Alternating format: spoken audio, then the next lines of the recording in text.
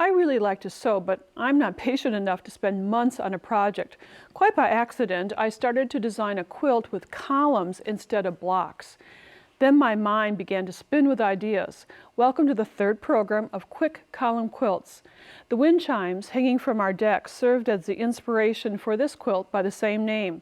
Just like the real wind chimes, the angled accent pieces seemed to move as if gently nudged by the wind. Quick Column Quilts, that's what's next on Sewing with Nancy.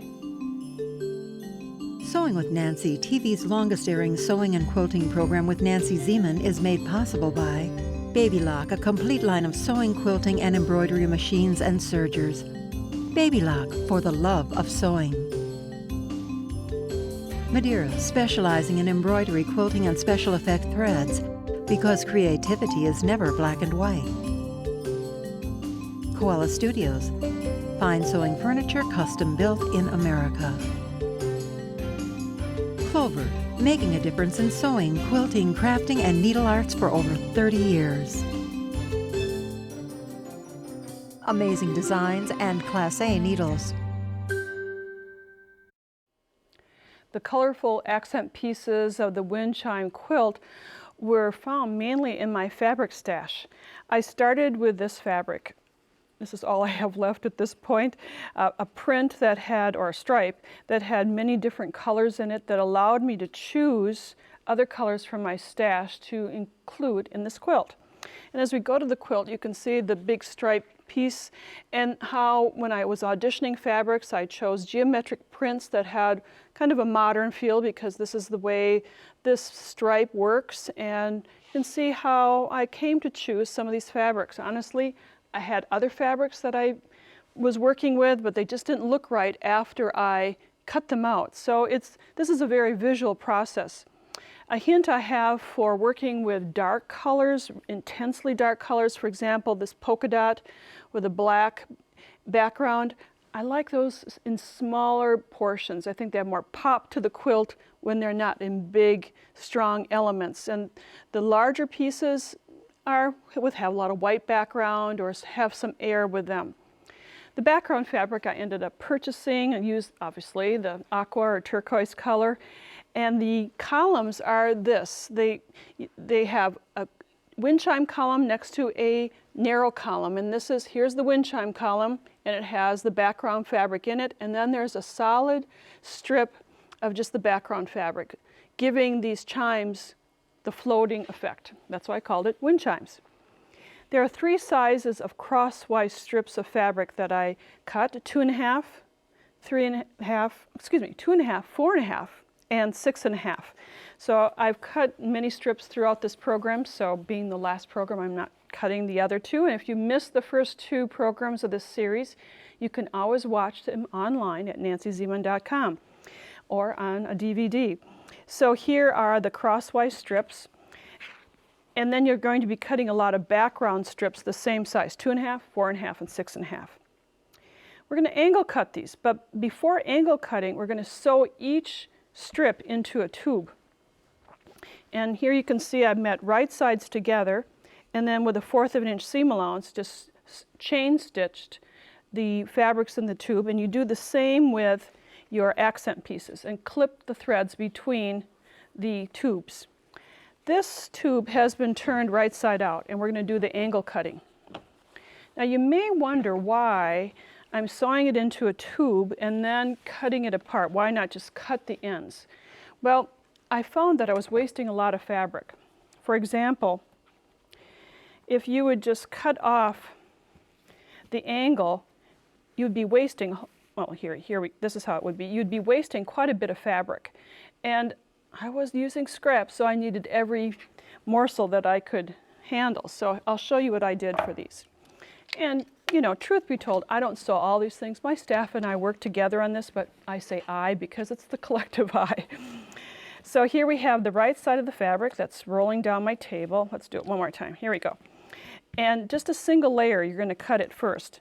And along the 45-degree angle, I have some tape so I can see that line right away. And just indiscriminately, in the middle of it, just cut the 45-degree angle. So it's now cut open. And then you're going to make this into 2 pieces. It can be approximately 1/3, 2/3, a half. It doesn't matter. Just cut another angle and try to have the angles go all in the same direction. That will make it easier to lay out your quilt and plan. So you're going to be cutting all these pieces in many different sections. You just don't want them even, and keep cutting away. So after you've cut the pieces for the accents, the background pieces you're going to cut in the same manner, then do some laying out of your fabric. And let me just stack all my samples away. And here we have some pieces, and I have this 3 column sizes. Here's the 2.5, and between each of the accent pieces I have placed a solid color. So let's move this up a little bit. And then, let's see, let's try, if you didn't like one of these colors, we can replace them. I'll show you how that works in a little bit. Here's a 4.5, and this piece, and so now I would put a 4.5 at the top, and I'm going to overlap them just to conserve some space. And then here we go for the wider piece. And you just lay it out, see if you like the color combination. You're going to be changing as you go along. Meet right sides together of your pieces after you've come up with an arrangement that you like, and overlap the pieces by 1/4 of an inch. And my little gauge is here, so you overlap, so you have that little extension by 1/4 of an inch, and make sure that it's just 1/4 of an inch. And you're going to pin your whole column together. Here's a close-up of just stitching that 1/4 of an inch seam allowance, and you do that time and time again until you have your whole column stitched. Then you lay out your pieces. And between the pieces, you're going to be placing a solid 2.5 inch strip. When we were making these, we did tossing and turnings, flipping around to make sure we had the right arrangement. It's going to take you some time to get that arrangement correct, but then you sew your columns together. You'll have to straighten out the top and the bottom, but it's a fast way of making a quilt. You can use some of your extra pieces on the back of the quilt to make the quilt batting. Make it scrappy. It's a fun way of working with quick column quilts. So that's a brief review of the Wind Chime quilt. No half square triangles are needed to make these artistic flying geese. Start with squares, fold 3 times, and presto, 3D folded triangles. You can create the dimensional geese and change the size and direction with ease. I'd like to show you how. So our flying geese wall hanging is made with batik fabrics, a batik background, and the columns, I think by now you can kind of see how the columns are going down in various sizes. From a very narrow 2.5 inch column, it started out 2.5 inches, now it ends up 2 inches, to up to 6 inches, and then every size in between, 2, 3, 4, 5, and 6 widths. This is a very artistic way of quilting. There are no wrong or right ways of doing it, but some suggestions. The background strips are cut first, and you can determine the size that you'd like, but cut it longer than you'd need because there are going to be some folding and stitching that will take up some length. Here we have a couple of examples of 4.5, 6.5, 3.5, and 5.5, and this kind of mimics a little bit the left side of the quilt that's behind me. Shows a little bit like this with just a little coloration change. So you're going to cut the background strips with the 1/2 inch widths, in other words 4.5, 5.5. You get the picture.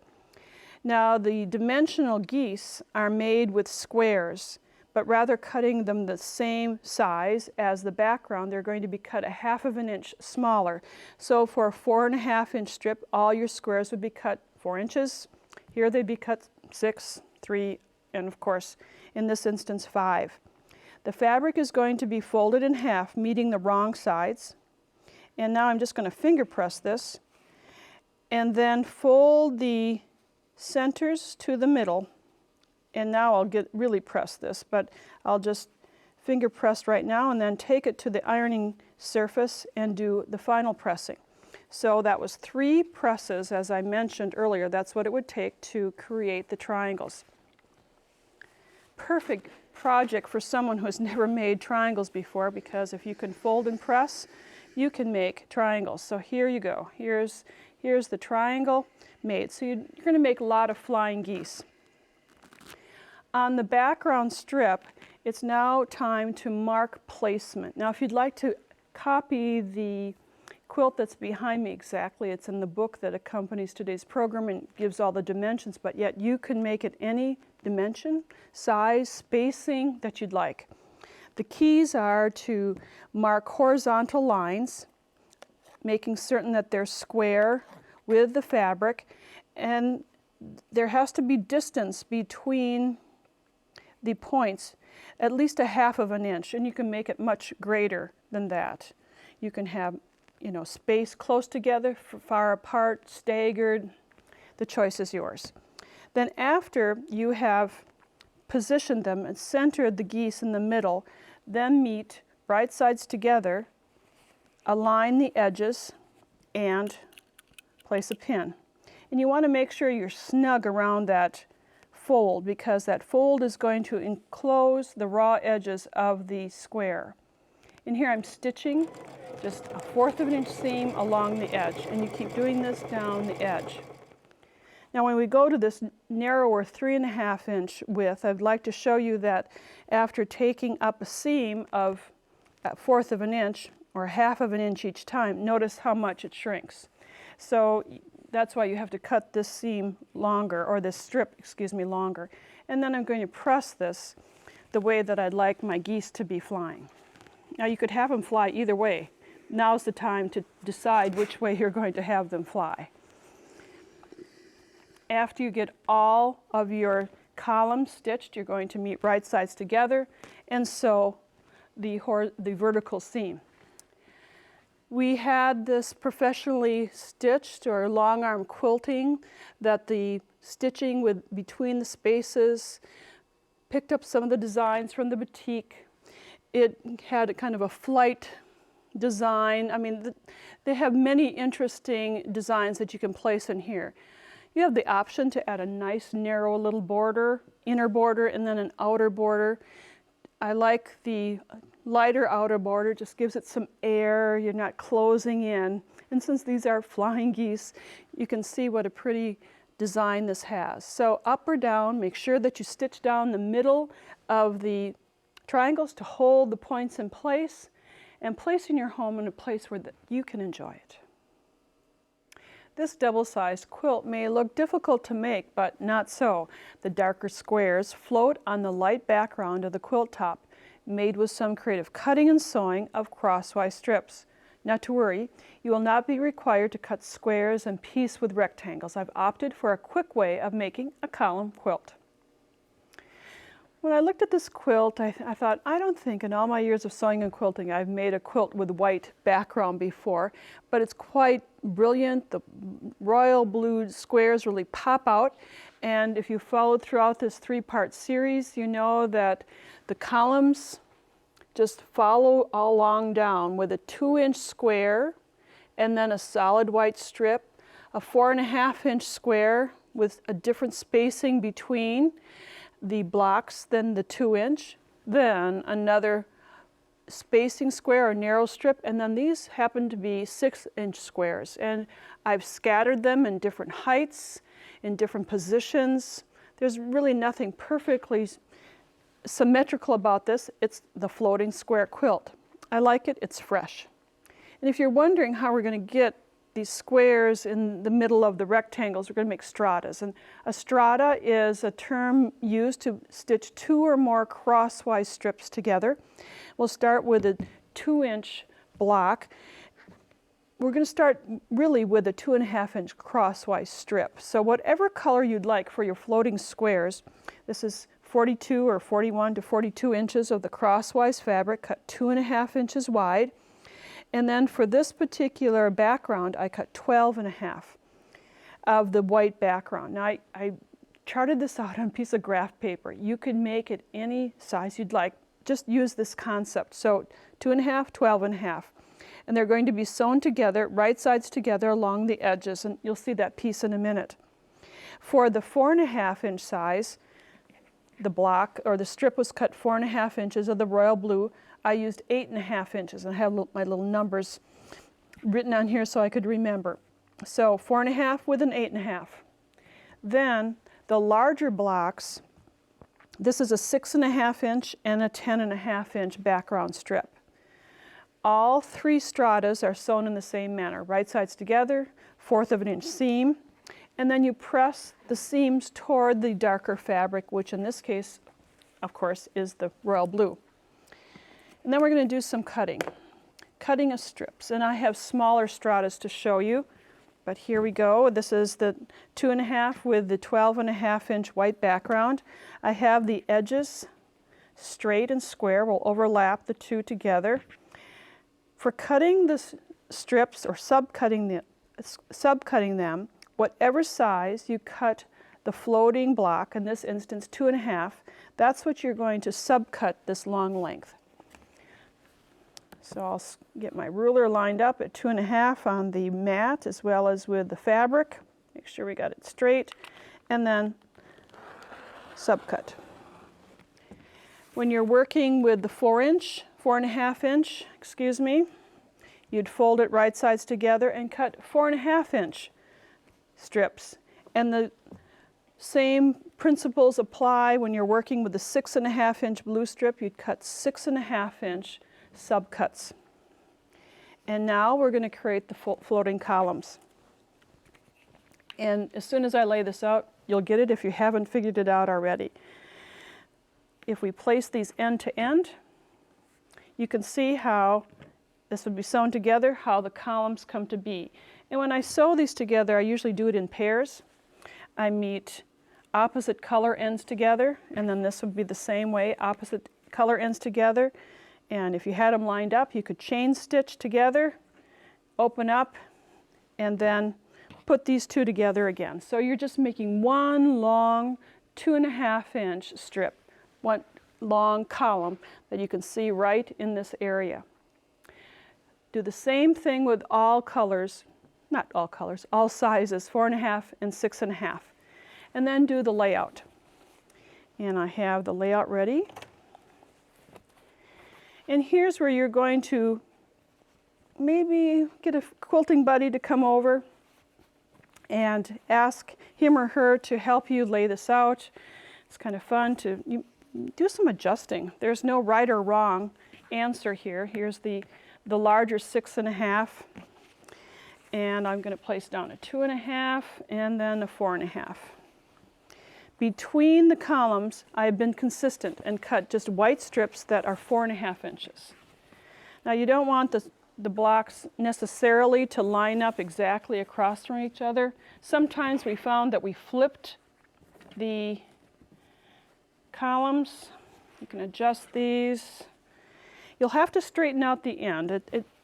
You'll be having a little waste of the fabric, but you could, well, I guess we need a column in here. I guess that would help. And generally lay it out and see what you have and see if you like it. And then just sew these long columns together.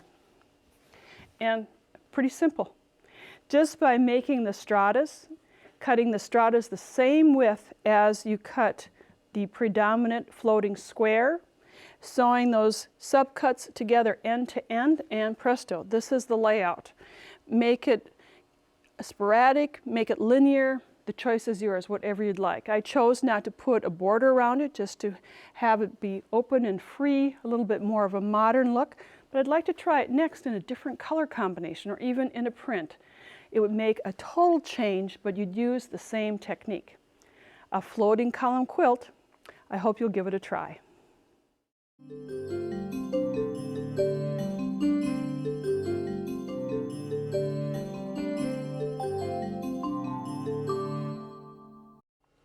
Do you ever feel inspired by a challenge? Well, if so, you can take a quilting challenge online. Here to tell us about it is Kim Lepasic. Kim is with Project Quilting. Welcome to Sewing with Nancy, Kim. Thank you for having me. Now, this was your brainchild, Project Quilting Online, and give our viewers a review of how that happened. Okay, well, it was in 2010. I was hanging out with my husband and my brother, and I had recently discovered Project Runway, and I just loved it. I got it on, I watched episode after episode, and I wanted to learn how to sew clothing. And then I realized I really don't have time for another project. So I'm like, but I do know how to quilt, so why not start Project Quilting? So I gave my mother-in-law a call, Diane Lepasic, and I asked her if she would do challenges if I would run it on my blog. And she agreed, and that's how Project Quilting began. That's quite a few years ago, and you choose interesting topics for each week of challenge. Yep. Diane actually does the brainstorming. I try not to know much about the challenge beforehand. I get about a day notice so I can get the blog ready. But I like to be as uninformed as the rest of the people I'm challenging, so I don't have any advantage when I'm trying to make the quilt.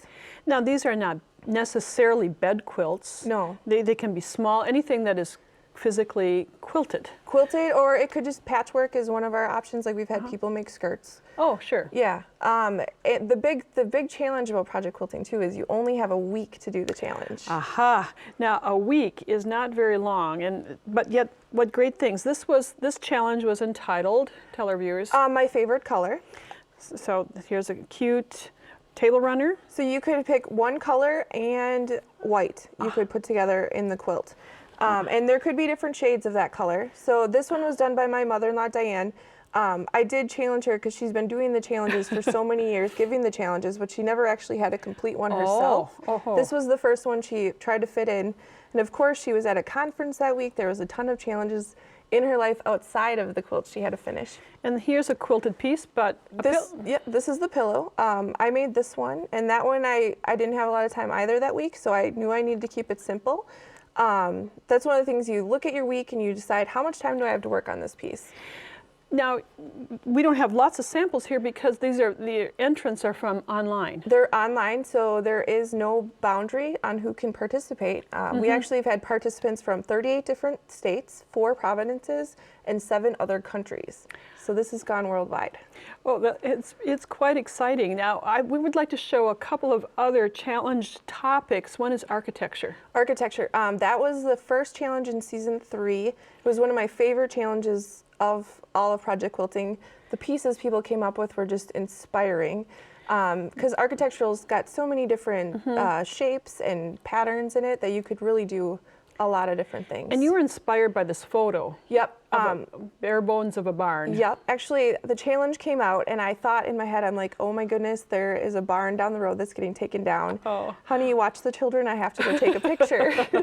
And I was so grateful I did that day too, because by the next day the barn was down. Oh. So I really lucked out and got it. And I did hear the barn move somewhere else, so it's not like it's gone. That's great. And here's the image, your interpretation of that inspiration. Yes, it was, and I really just try to loosely look at the picture and then use what I saw and create something. Then the challenge that you have next we'd like to show you is from a fabric pack. Yep. We have 2 examples. Yep, we were given a pack of fabric, and we had to do the same quilt block in 3 different sizes, so it's tradition times 3. And you can see how these 2 quilts, they're the same fabrics but completely different quilts. And you mentioned you have a week, the challenge is a week long. Yes. The fabric pack one was more than a week, though. But most of them are a week long. Most of them are, yes. So explain how the voting takes place and the entrance. So the challenges all go up at Sunday at noon my time, which is Wisconsin time. Central time. Central time, sorry. That's okay.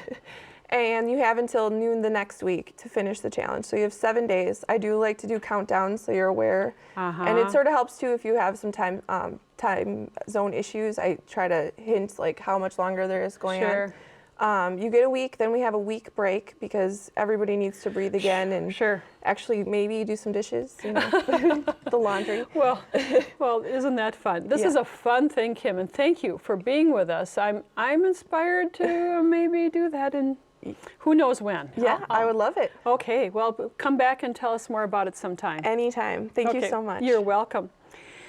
If you'd like to learn more about project quilting, you could go to nancyzieman.com, where you'll find all things Sewing with Nancy, and you click on Nancy's Corner and you'll be able to find project quilting and find out how you can participate in Diane and Kim's great program.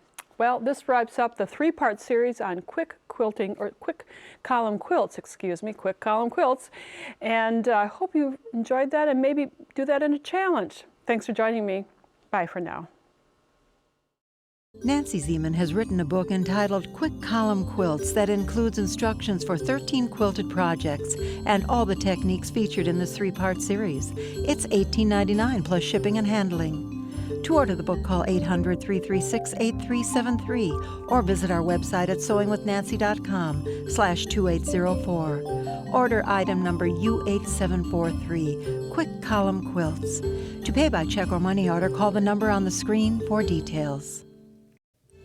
Visit Nancy's website at nancyzieman.com to see additional episodes, Nancy's blog, and more. Sewing with Nancy, TV's longest-airing sewing and quilting program with Nancy Zieman, has been brought to you by Baby Lock, Madeira Threads, Koala Studios, Clover, Amazing Designs, and Class A Needles. Closed captioning funding provided by Pellon.